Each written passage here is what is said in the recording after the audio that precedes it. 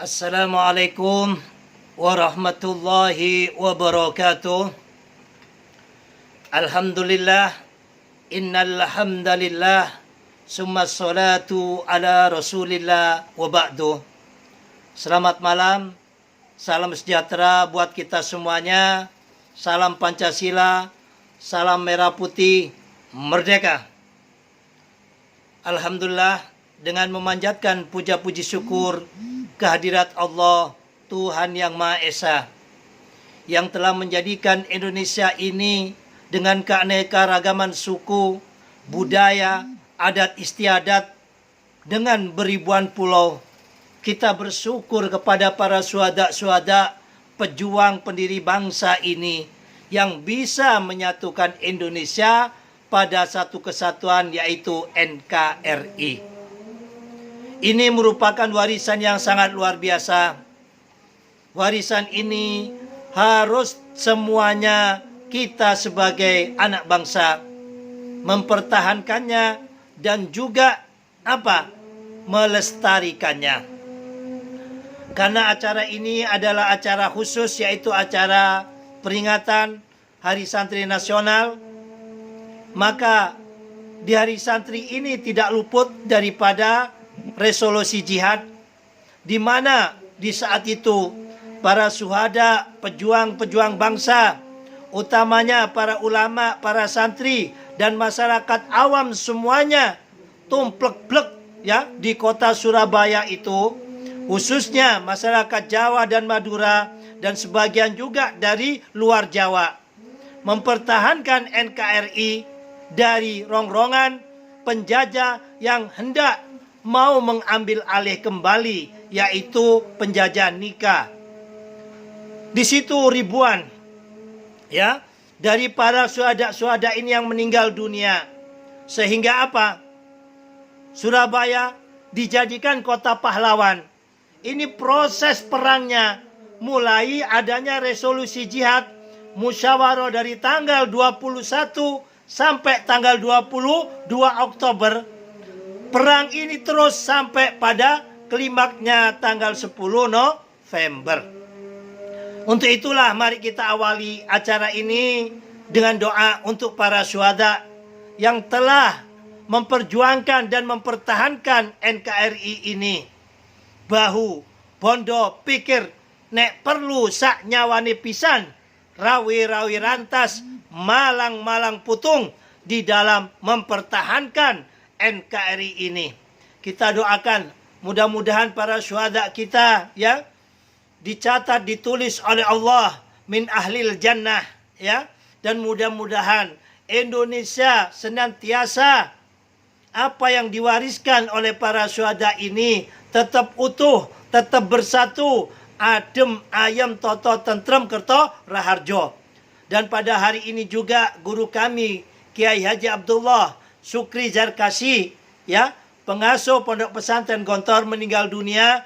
Bareng-bareng kita doakan ila hadiniya wa biniyatin salihah biridhaillah wa bi'aunillah wa bi'inillah wa bijahi wa bi syafaati sayyidina Muhammadin sallallahu alaihi wasallam wa ala alihi wa azwajihi wa dhurriyyatihi wa ahli al-bait at-tayyibin at-tahirin bi anna Allah yu'la darajatin fil jannah wa yanfa'una bi asrarihim wa karamatihim wa ulumihim wa nafakhatihim fid din wa dunya qabla al-akhirah wa ala niyatin ya Allah bi anna Allah yunawwiru qulubana wa qawalibana ma'al huda wat tuqa wal afafa wal maut ala din al-islam bila mihnatin wala imtihanin bijai sayyidi wali adnan sayun lillahi lahumul fatihah.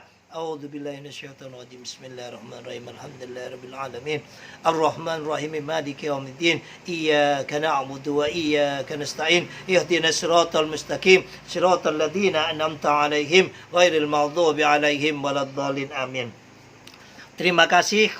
Mudah-mudahan doa kita sampai kepada para syuhada, dan berkah daripada para syuhada ini Indonesia tetap ada, tetap utuh hatta yaumil qiyamah. Amin Allahumma amin. Bapak-bapak, ibu-ibu, para peserta webinar yang kami cinta sayangi, Terlebih-lebih kepada para narasumber semuanya, yang mana tadi telah disebutkan oleh moderator, sehingga kami tidak sebutkan kembali.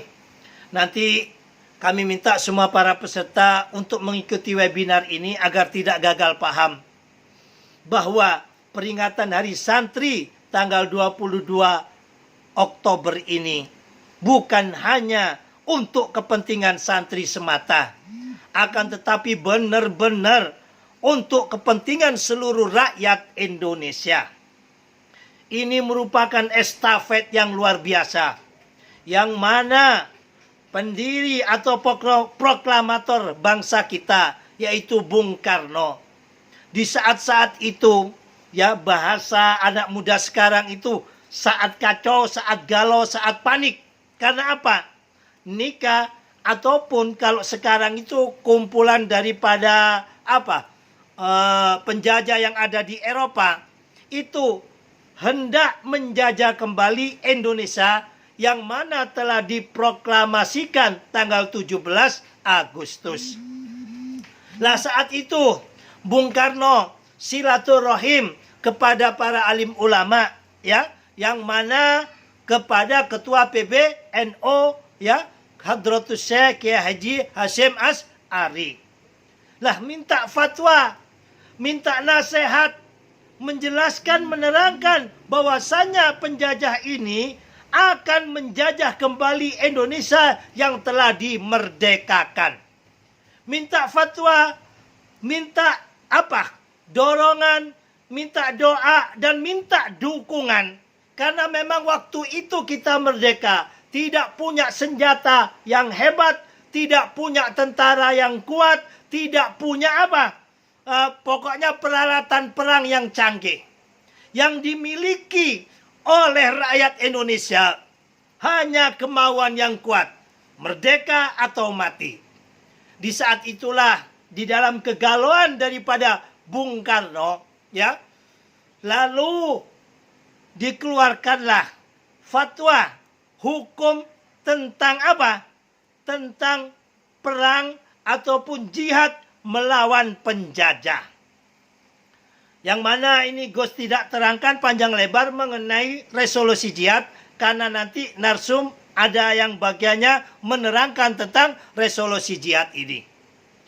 Intinya yaitu setelah resolusi jihad ini dikeluarkan, ya, maka para kiai-kiai, ya, waktu itu berkumpul tanggal 21 November, bermusyawarah, bersepakat sampai tanggal 22 November, Oktober.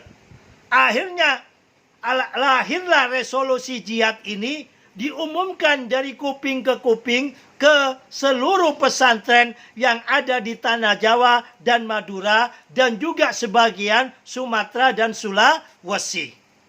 Nah, di sini semua para kiai, para santri mengajak para jamaahnya untuk rawe-rawe rantas, malang-malang putung mempertahankan kemerdekaan RI ini. Ya, perang ini begitu berkecamuk, ya, dengan senjata seadanya. Abi saya itu orang Madura, hijrah ke Surabaya waktu masih muda, di saat istilahnya dulu itu orang mate cong lo kekubur, ya, orang meninggal tidak terkuburkan, yaitu di saat pendudukan Jepang, ya. Dari Madura nyari keluarganya, nyari kakak-kakaknya, ya, yang dibawa Romusha oleh Jepang. Nah, waktu kejadian ini, Masya Allah, Surabaya itu benar-benar seperti kiamat.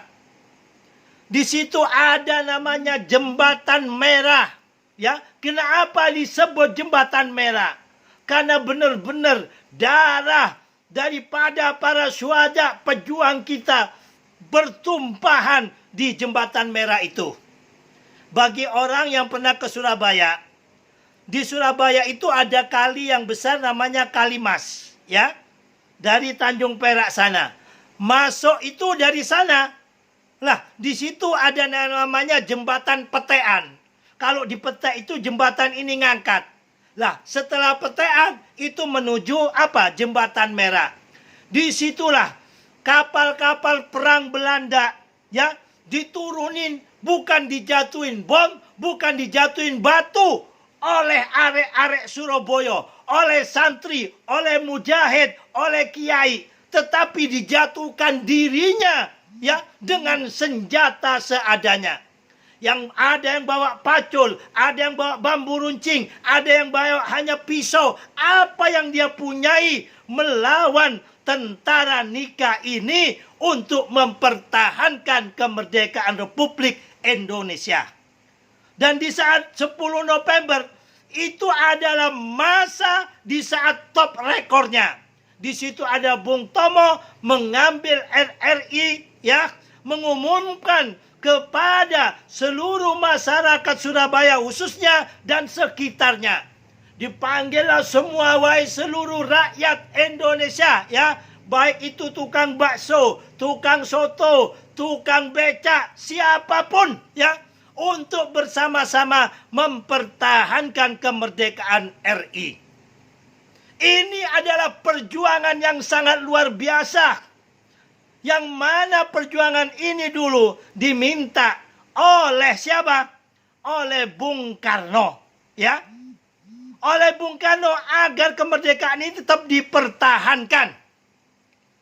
Nah, disitulah resolusi jihad ini menggema sampai terjadilah Surabaya itu Hari Pahlawan dengan terbunuhnya Jenderal Malabi. Ini tidak Gus jelaskan secara gamblang, nanti para narasumber akan menjelaskan. Kesimpulannya apa yang Gus sampaikan? Dulu Pak Karno yang meminta tolong.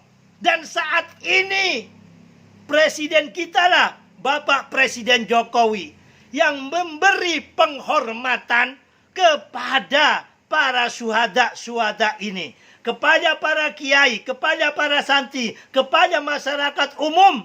Yang mana dengan bahu, bondo, pikir, nek perlu sak nyawane pisan mempertahankan kemerdekaan RI ini.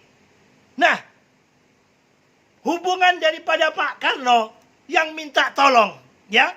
Terus kemudian apa? Ya, Pak Jokowi lah yang memberikan penghormatan.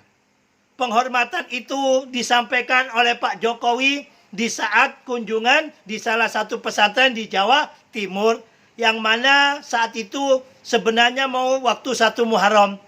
Kalau nggak salah di sekitar 2014 di saat Pilpres yang pertama dulu. Alhamdulillah begitu Pak Jokowi menang tahun 2015 ya, setelah melalui musyawarah daripada para kiai-kiai yang ada, bukan ditetapkan pada 1 Muharram, tetapi ditetapkan pada saat resolusi jihad ini. Jadi Hari Santri Nasional ini memperingati dua kekuatan. Yang pertama, satu, kekuatan Islam wasatiyah. Ya. Jadi di sini hadir teman-teman kami yang lintas agama. Ini kami hormat dan respect. Selama ada NU, insya Allah Indonesia dan Pancasila tidak akan terusik. Karena apa? Karena NU lah yang mendirikan Indonesia ini. Mulai kelahirannya ya sampai tercetusnya Hari Sumpah Pemuda, dan juga di saat proklamasi, dan juga di saat di rongrong PKI sampai resolusi jihad ini. NU selalu menjadi garda terdepan. Makanya pesan kami, jika sekiranya ada orang yang baru lahir di saat reformasi kemarin mengaku-ngaku Islam, padahal itu hanya sebagai topeng, mau mengubah NKRI dan Pancasila ini, NU dan Muhammadiyah, Al-Wasliyah, serta ormas-ormas Islam yang lahir sebelum kemerdekaan, ini yang mendirikan, turut andil besar mendirikan bangsa, mendirikan NKRI dan Pancasila ini. Kalau ada yang coba-coba mengubah NKRI dan Pancasila, maka NU beserta ormas-ormas Islam yang lahir sebelum kemerdekaan ini akan siap menjadi garda terdepan. Bagaimanapun sampai kapanpun, NKRI, Pancasila harga mati bagi kami masyarakat NU. Mari simak acara ini sampai akhir agar tidak gagal paham. Demikian dari kami, kurang lebihnya mohon maaf. Billahi taufik wal hidayah wal ridha wal inayah. Assalamualaikum warahmatullahi wabarakatuh. Merdeka!